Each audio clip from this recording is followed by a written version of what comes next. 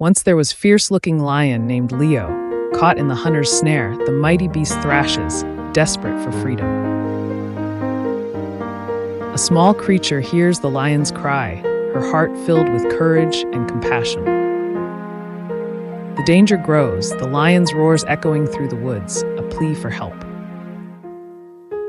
With unwavering resolve, the tiny hero steps forward, ready to face the challenge. Bravery knows no size as the little one fights against the constraints, inching closer to victory.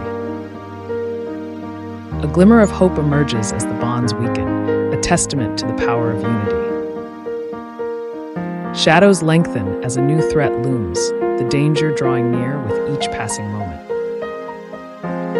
In the face of danger, wit becomes the weapon, a cunning scheme forming in the silence of the forest.